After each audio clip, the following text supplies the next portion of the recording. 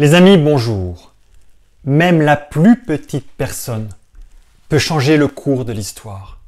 Cette phrase, c'est celle que Gandalf dit à Frodon dans Le Seigneur des Anneaux. Cette phrase, je l'adore parce que Frodon, c'est effectivement un tout petit bonhomme, il est naïf et pourtant, il va changer le cours des choses. J'aime beaucoup cette phrase parce que notre destin nous appartient, va dépendre du choix que l'on va prendre pour autant que l'on sache comment s'y prendre.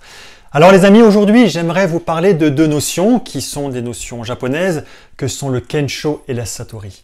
Mais avant de rentrer plus avant dans le détail, j'aimerais revenir sur une notion qui me semble fondamentale, qui est ce besoin essentiel que l'être humain a de grandir. Nous avons cette aspiration, nous voulons nous révéler à nous-mêmes, nous voulons nous réaliser, nous voulons nous accomplir. Quand on voit l'enfant, l'enfant n'a pas peur, l'enfant veut tout essayer, l'enfant veut aller partout, l'enfant veut tout tester, l'enfant veut grandir. Il veut apprendre à marcher, il veut apprendre à parler, il veut apprendre à manger, il veut apprendre à faire du vélo, il veut apprendre beaucoup de choses. Ce n'est que plus tard, quand il va vivre des expériences dont nous autres parents avons notre part de responsabilité, mais ainsi aussi avons-nous appris, où l'enfant progressivement va rentrer dans une coquille, il va avoir de plus en plus peur et il osera moins. Pourquoi nous autres adultes avons plus peur d'oser alors qu'enfant, nous allions droit devant sans avoir aucune peur. Mais grandir, nous le gardons. Aujourd'hui, on sait bien qu'on n'apprend plus une seule fois dans sa vie. Non, on est vraiment dans l'apprentissage continu tout au long de sa vie. On fait des reconversions professionnelles. Et puis ce salarié ou ce manager en entreprise qui aspire à avoir une promotion, n'est-ce pas, à croître, à avoir plus d'argent. Voilà, donc cet appel à la croissance est quelque chose qui nous appartient, quelque chose qui nous habite, plus que ça. Et puis j'aimerais revenir également sur, très rapidement, de cette métaphore que j'adore avec le Bouddha d'or. Ce Bouddha d'or existe, il est à Bangkok, dans un temple, le temple de Wat Trimit, et ce Bouddha d'or qu'aujourd'hui que l'on voit, il pèse de 5 tomes, il est énorme, il n'a pas été toujours comme ça. Il avait une couche de boue du XIIe siècle jusque dans les années 30 pour être protégé. Donc cet or ne se voyait pas. Et j'aime le parallèle entre cette histoire du Bouddha d'or et l'histoire humaine, parce que d'un côté comme de l'autre, il y a cet or qui demande qu'à briller, qui demande qu'à être vu, qui demande qu'à se révéler. Et puis il y a soit d'un côté une couche d'argile, une couche de tuque qui le protège, de l'autre côté, c'est la couche de nos peurs.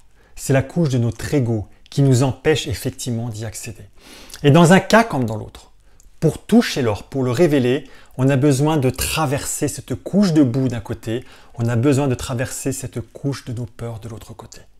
Alors les amis, je voulais qu'on se rappelle ces deux notions pour maintenant en venir à ces deux termes, Kensho et Satori, qui ont été introduits par le Dr Beckwith. Dr Beckwith est un Américain. C'est la personne qui a fondé le Centre spirituel international Agapé, Agapé qui veut dire amour, qui se trouve à Los Angeles. Et c'est lui qui a introduit justement ces deux notions, Kensho et Satori, qui viennent du japonais, et qui sont deux moyens, effectivement, pour grandir. Je vais commencer par Satori. Satori, si on essaie de le traduire du japonais vers le français, voudrait dire compréhension, voudrait dire connaissance. En fait, ce qu'il faut comprendre derrière ce terme Satori, c'est il y a un moment pivot où l'après ne se rend plus comme avant. Je vous donne un exemple. Prenez ces athlètes qui gagnent une médaille olympique, ces athlètes qui gagnent un championnat du monde, un championnat d'Europe, quelle que soit la discipline. Prenez cet artiste qui joue merveilleusement bien dans un film qui va devenir un blockbuster. Il va être révélé, l'après ne sera plus comme avant. Prenez ce manager, ce salarié qui va faire une très belle présentation en entreprise, qui va être vu par le management et qui va l'aider à avoir ensuite des promotions. En fait, ces moments Satori sont effectivement des moments de croissance. On n'en a pas tous les jours, mais on comprend bien qu'effectivement, c'est plus un aboutissement par rapport à un processus qui s'est enclenché auparavant et où il y a un moment, il y a une issue. Mais néanmoins, c'est un moyen de croître. Et puis, il y en a un autre qui est le Kensho. Le Kensho veut dire en japonais, si on essaie de le traduire, c'est l'éveil, c'est l'accomplissement de sa nature profonde, c'est l'illumination.